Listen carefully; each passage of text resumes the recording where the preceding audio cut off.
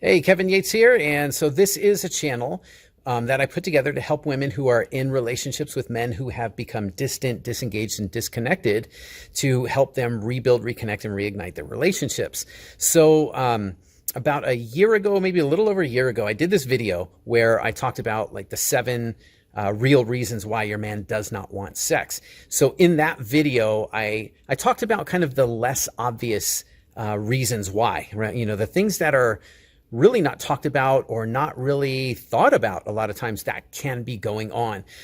So in that video, or, you know, every now and then I get some questions on that video. So I wanted to answer one of those questions today. And it was from someone who wrote in, well, what if it's not your man that has the issues, but that you find that you are the one that has the majority of those issues going on? Like, how do you fix them? So I thought that was an interesting question. Now, you know, it doesn't change how you go about fixing it, you know, whether it's your man that has the issues or you. The one thing about it that is different is that it's easier to deal with if you have the issues, because it's easier to work on ourselves than it is to get someone else to work on themselves, right? It's always easier to make changes within than it is to try to get somebody to make changes, you know, that maybe they're not ready for or they don't want to make. So that's kind of the first thing there. So there's a couple of things though that I do want to talk about to help if you find that, you know, you're struggling with these issues yourself and you don't know what to do about them. You know, it could be all of the issues that I listed in that video or talked about in that video, or it could be some of them, or maybe even one of them. But the first thing is, it's really to, you know, a lot of times, like we try to address the symptoms, you know, so, you know, if you are not having sex and intimacy as often as you'd like, or, you know, you're in a sexless marriage, or your relationship, like you're going weeks or months without it. And, you know, whenever you get it, it's just kind of a quickie, right? Type things. And that's becoming a problem, you know, and this is just one thing, by the way, but and I'm using this for an example. Now, you know, we can try a million different kind of solutions, you know, better communication, or, you know, going to therapy, or, you know, whatever this might be, right? Journaling, whatever.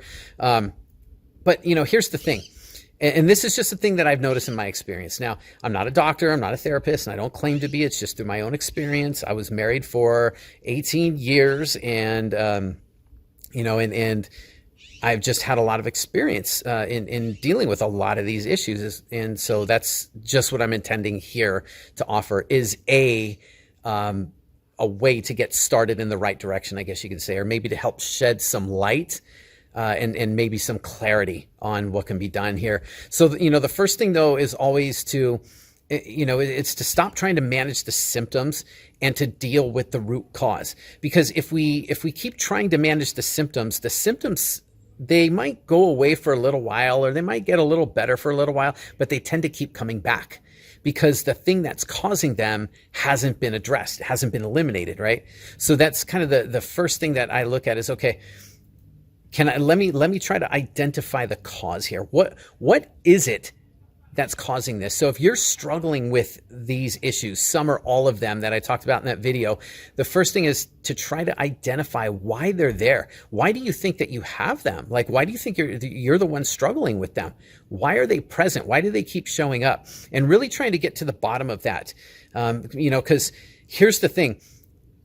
We cannot change anything that we're not aware of. So if we don't become aware of what the cause is, what is causing these issues for us, then we stand very little chance, if any, to fix it, right? Because we're not aware of it. So, you know, all change begins with awareness. And by identifying the cause of the issues that you're struggling with, then that gives you the power to change, right? So it's starting there. And so in order to do that, there's a process that I call learning your language.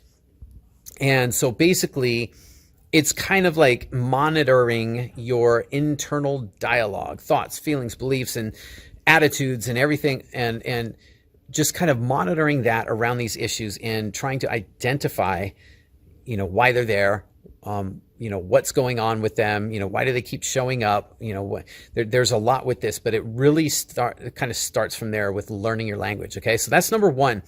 The second thing is to commit to the process of change, right? I call it committing to the process or the processes, depending on what the issues are that you're dealing with. Is it one thing you're dealing with or multiple things, right? But, committing to the process, it really just has to do with taking the steps that you need to take in order to resolve them. Now, again, you can't really take these steps if you're not aware of why these issues are presenting themselves. Why do you have these issues? Why are they coming up? So it really keeps coming back to identifying the cause, right? And trying to get out of managing the symptoms, and understanding that. But those are really the two things. And, I know it's not rocket science or anything like that, but it's really, really important to try to do that. I think a lot of times, we're so busy trying to do different things. We want to do X, Y, Z, do this, do that, and we're so busy adding more things to do. And yet none of the things that we do really address the root cause. They're really just, again, managing symptoms. And then we keep wondering why it either doesn't work at all, the things that we try, or they might work maybe for a little while and then they stop, or, but nothing really ever gets resolved, right? And then we never really grow from it. We keep getting pulled back in our relationships to the same issues that we've been dealing with, right? It's like this cycle. We take 2 steps forward and then 2 steps right back. So anyway, so those are really the 2 things, right? So we could put it at 3, right? Identify the root cause instead of managing the symptoms. And, in that process, learning your language and then committing to the process of change. All right. So I hope that helps shed some light. There's too many issues to talk about every single one.